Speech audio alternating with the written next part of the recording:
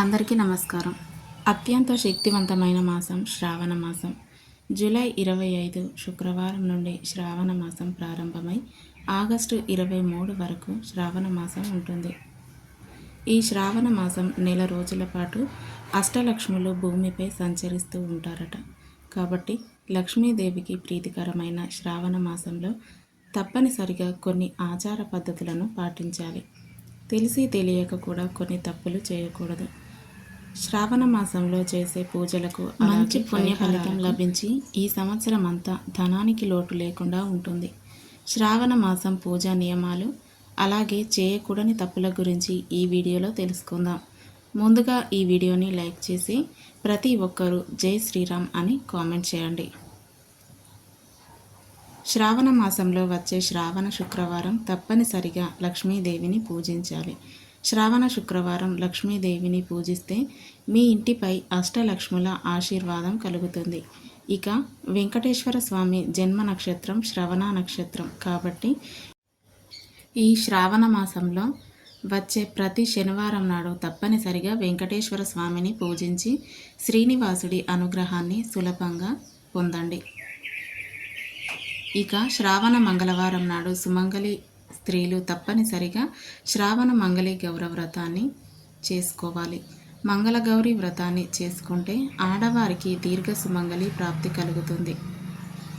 మీ కుటుంబం అంతా సుఖ సంతోషాలతో జీవిస్తారు. ఇక ఈ శ్రావణ మాసం నెల రోజులు మాంసాహారానికి దూరంగా ఉండాలి. అలాగే మద్యం సేవించకూడదు. ఈ నెల రోజులు తప్పనిసరిగా ఆహార విషయంలో తప్పకుండా జాగ్రత్తలు తీసుకోవాలి. అయితే ఈ శ్రావణ మాసంలో వంకాయ కూర తినకూడదు. ఎందుకంటే పురాణాల ప్రకారం అశుద్ధమైనదని నమ్మకం. కాబట్టి శ్రావణ మాసంలో వంకాయ కూర తినకూడదని అంటారు. ఈ శ్రావణ మాసంలో ఆడవారు ఉపవాసం ఉంటే చాలా మంచిది. ఈ నెలలో చేసే ఉపవాస దీక్షలకు ఎంతో పుణ్య ఫలితం లభిస్తుంది. ఈ పవిత్రమైన శ్రావణ మాసంలో ప్రతి ఒక్కరూ తెల్లవారుజామునే నిద్రలేవాలి. లక్ష్మీదేవి సంచరించే ఈ శ్రావణ మాసంలో ఎవరైనా ఆలస్యంగా లెగిస్తే అలాంటి ఇళ్లలోకి లక్ష్మీదేవి ప్రవేశించకుండానే వెళ్ళిపోతుంది. ఇంట్లో ఆర్థిక సమస్యలు ఏర్పడతాయి. కాబట్టి ఈ శ్రావణ మాసం నెల రోజులు ఆడవారు తెల్లవారుజామున నిద్రలేచి ఇల్లంతా శుభ్రం చేసుకొని ఇంటి ముందు ముగ్గులు వేసి తప్పనిసరిగా తులసిని పూజించాలి. శ్రావణ మాసంలో తులసిని పూజించిన వారికి లక్ష్మీదేవి ఆశీర్వాదం సులభంగా లభించి కోరిన కోరికలన్నీ తక్షణమే నెరవేరుతాయి. మీ ఇల్లంతా సుఖ సంతోషాలతో నిండిపోతుంది. ఇక ఈ శ్రావణ మాసంలో తప్పనిసరిగా ఒక చిన్న లక్ష్మీదేవి విగ్రహాన్ని తెచ్చుకొని ప్రతి శ్రావణ శుక్రవారం లక్ష్మీదేవికి పాలతో అభిషేకం చేయండి. లక్ష్మీదేవి ఎంతో సంతోషించి మీ ఇల్లంతా కనక వర్షంతో నిండిపోతుంది. లక్ష్మీదేవి ఆశీర్వాదాన్ని సులభంగా పొందాలంటే మీ పూజ గదిలో ఉన్న లక్ష్మీదేవి చిత్రపటానికి గాజుల మాలను వేయండి. మన హిందూ ధర్మంలో గాజులకు చాలా విశిష్టత ఉంటుంది. కాబట్టి లక్ష్మీదేవి చిత్రపటానికి గాజుల మాలను సమర్పిస్తే మీ పూజలకు విశేషమైన పుణ్య ఫలితం లభించి కోరిన కోరికలు తక్షణమే నెరవేరుతాయి. ఇక భార్యాభర్తలు తప్పనిసరిగా ఈ శ్రావణ మాసంలో బ్రహ్మచర్యం పాటించాలి. అమ్మవారిని పూజించే భక్తులు ఈ నెల రోజుల పాటు ఉల్లిపాయ అలాగే వెల్లుల్లికి దూరంగా ఉండాలి.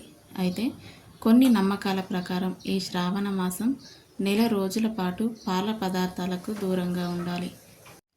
ఈ శ్రావణ మాసం నెల రోజులు ఆడపిల్లలు తప్పనిసరిగా చేతికి గాజులు వేసుకోవడం, కుంకుమ పొట్టు పెట్టుకోవడం, కాళ్ళకు పసుపు రాసుకోవడం, కళ్ళకు కాటుక ధరించడం, అలాగే తలలో పూలు పెట్టుకుంటే చాలా మంచిది. ఆడపిల్లలు ఈ 5 ఆచారాలను పాటిస్తే ఆ ఇంట్లో లక్ష్మీదేవి స్థిర నివాసం ఉంటుంది. లక్ష్మీ స్వరూపమైన ఆడపిల్లలు జుట్టు విరబోసుకొని ఇంట్లో తిరగకూడదు. ఆడపిల్లల జుట్టు విరబోసుకుంటే మీ ఇంట్లోకి జ్యేష్ఠాదేవి అడుగు పెడుతుంది. తద్వారా మీ కుటుంబంలో కష్టాలు ఏర్పడతాయి. ఈ శ్రావణ మాసం నెల రోజులు ఇల్లంతా ధూపం వేయాలి. ఇంట్లో ఎలాంటి చెడు వాసన లేకుండా మీ ఇల్లంతా మంచి వాసనతో నిండిపోవాలి. కాబట్టి ప్రతినిత్యం ఇంట్లో ధూపం వేసుకుంటే లక్ష్మీదేవి ఆకర్షించి మీ ఇంట్లో స్థిర నివాసం ఉంటుంది. అదేవిధంగా ప్రతి శ్రావణ శుక్రవారం నాడు సాయంత్రం సూర్యుడు అస్తమించిన తర్వాత ఇంటి ముందు తప్పనిసరిగా 2 దీపాలు వెలిగించాలి. శ్రావణ శుక్రవారం ఇంటి ముందు దీపాలు వెలిగిస్తే మీ ఇంట్లోకి ధనలక్ష్మీదేవి అడుగు పెడుతుంది. ఇక మీ ఇంటి ఆర్థిక సమస్యలన్నీ తొలగిపోతాయి. అదేవిధంగా మీ ఇంటి గుమ్మం ముందు తప్పనిసరిగా స్వస్తిక్ గుర్తును వేసుకోండి. ఇంటి గుమ్మం ముందు స్వస్తిక్ గుర్తు ఉంటే ఇంట్లోకి ఎలాంటి చెడు శక్తులు ప్రవేశించకుండా మీ ఇంట్లోకి దైవ శక్తులు ప్రవేశిస్తాయి.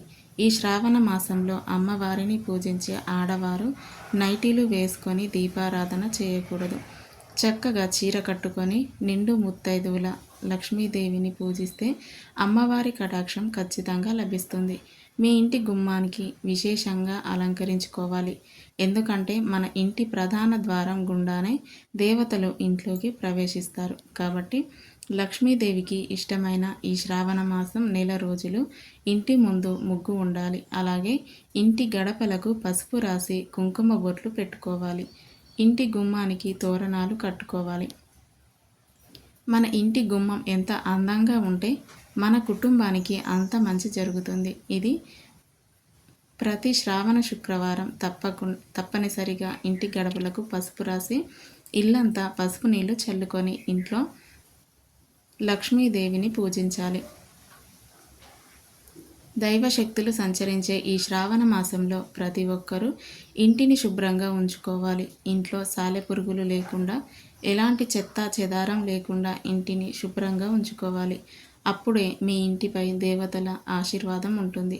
ఈ శ్రావణ మాసంలో లక్ష్మీనారాయణులతో పాటుగా పరమేశ్వరుడిని కూడా తప్పనిసరిగా పూజించాలి.